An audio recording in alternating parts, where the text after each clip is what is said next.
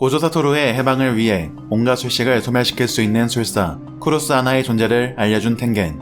그녀는 도쿄 동쪽에 있는 콜로니에 있었고 알고 보니 사멸레오는 전국 10개의 콜로니에서 벌어지고 있었습니다. 또 이 콜로니들은 일본에 있는 인간들을 피안으로 넘겨보낼 경계를 잇는 결계와 연결되어 있었죠. 川や境界をまたぐ彼岸へ渡る行為は呪術的に大きな意味を持つっす。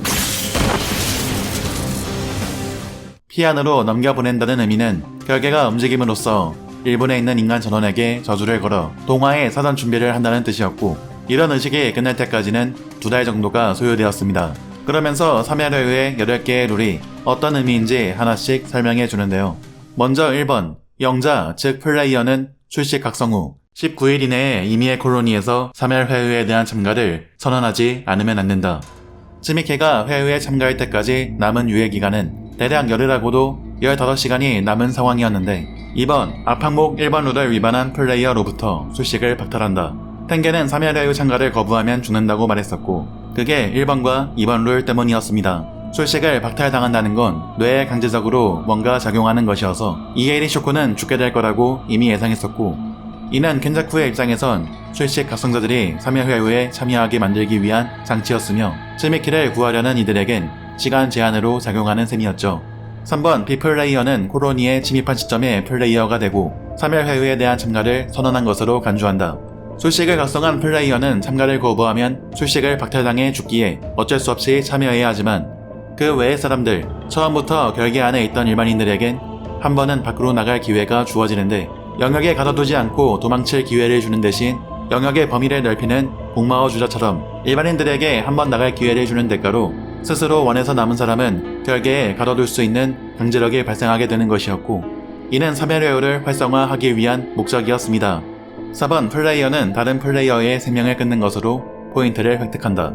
5번, 포인트는 게임 마스터가 플레이어의 생명에 걸어놓은 가치를 가리키며 주술사는 5점, 비주술사는 1점을 원칙으로 한다. 여기서 게임 마스터는 사멸회의의 프로그램 그 자체지만 마스터와 소통하기 위한 창구로 플레이어에게 호가네라는 식신이 한 마리 붙게 되었습니다.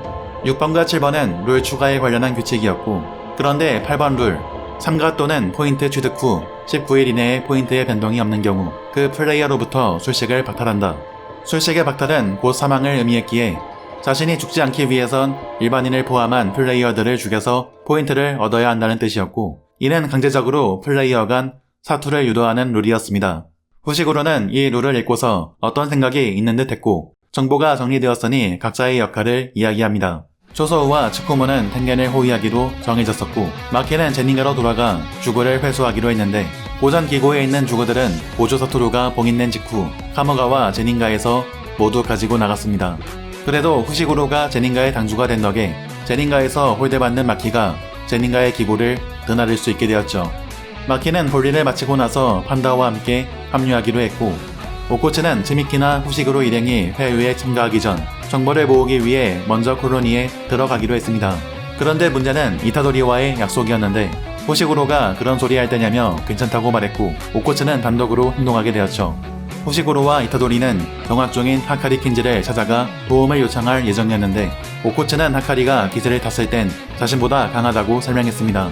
그렇게 그들은 각자 할 일을 위해 떠나게 되고, 이타도리는 조소우에게 감사의 인사를 전합니다. 이에 조소우는 죽지 말라고 답해주었죠. 한편 게토와 고조를 부추겨 시부야 사변을 일으킨 배우로 간주되어 누명을 쓰고 사형이 확정된 야가 마사미치는 피신 중이었습니다. 야가를 꿰어내기 위해 상층부는 판다를 인질로 잡아놓았었고, 이에 야가는 자신이 만든 다른 인공주애들에게 인사를 한 뒤 판다를 구하러 떠나게 되죠. 그런데 판다는 쿠사카베가 구해놓은 상태였는데 그는 야가에게 빚이 있었기 때문이었습니다. 과거 쿠사카베의 여동생은 아들을 잃고 시리에 빠져 있었고, 야가는 그녀의 아들의 정보를 넣은 인공주애를 만들었습니다. 쿠사카베의 여동생은 아들과 똑같은 행동을 보이는 인공주애를 보자 삶을 되찾게 되었죠. 하지만 야가가 만든 이런 완전 자립형 주애의 존재는 공공연히 밝힐 수는 없었는데, 그는 과거 판다를 만들었을 때 상층부는 그를 특급으로 인정하고 무기한 구속 조치를 정식으로 내리려고 했습니다. 그 이유는 군대를 만들 수 있기 때문이었죠. 보수파의 일원인 가쿠간지는 제조법을 물었지만 야가는 모른다고 답했었고 결국 풀려나게 되었는데, 아마도 그가 풀려난 배경에는 고조가 있었던 것으로 추정되고 상층부는 그가 제조할 수 있다는 걸 알고 있음에도 고조의 압력 때문에 손을 뗀 것으로 보이지만 현재 고조가 봉인된 마당에 완전 자립형 인공주의 제조법을 알아내려고 할 것이었습니다. 그리고 그의 앞에 상층부의 하수인이 나타났죠. 어디로 가는 건지 묻는 그에게 야가는 아들을 만나러 간다고 답하며 전투 준비에 들어갔는데 그는 사형이 확정된 야가가 살 방법을 이야기해 주었습니다. 그건 완전 자립형 인공주의 제조 방법을 밝히는 것이었고 곧 그의 사형 집행자로서 가쿠간지 학장이 나타났죠. 결국 야가 마사미치는 가쿠간지에게 패했고 가쿠간지는 하수인을 물리며 잠시 둘만의 시간을 가지는데 그때 야가는 완전 자립형 인공주의 제조법을 밝힙니다. 가쿠간지는 어째서 살려고 빨리 말하지 않았냐 물었지만 그건 야가가 가쿠간지 학장에게 남기는 저주였습니다. 그런 와중에 판다가 도착했고 이에 가쿠간지는 전투태세를 취했지만 판다는 그와 싸우지 않고 야가에게 향했죠. 판다는 그와 야가의 사이가 나쁘지 않다는 걸 알고 있었고 가쿠간지는 상부의 명령을 이행했을 뿐이라는 걸 이해하고 있었습니다. 하지만 눈물을 보이며 이것만은 명심해달라고 말하는데 그는 판다도 운다는 사실을 말하며 야가의 죽음에 목 놓아 울게 됩니다. 자, 이렇게 주술회전 3기 4화가 끝나게 될 것 같은데요. 이게 역시나 원래 1기부터 빌드업되며 이끌어가던 메인 이야기가 시부야 사변에서 소모되었고 새로운 에피소드를 전개하려고 하니 다시 개연성을 위한 배경을 깔아야 해서 지루하게 느껴질 수밖에 없네요. 그것도 텐겐 원툴 텍스트 설명으로 이루어졌고 사멸회유 룰이 어떻게 이들에게 전해졌는지에 관한 과정도 생략되면서 뭔가 억지로 설정을 끼워 맞추려는 듯한 부자연스러움을 느꼈네요.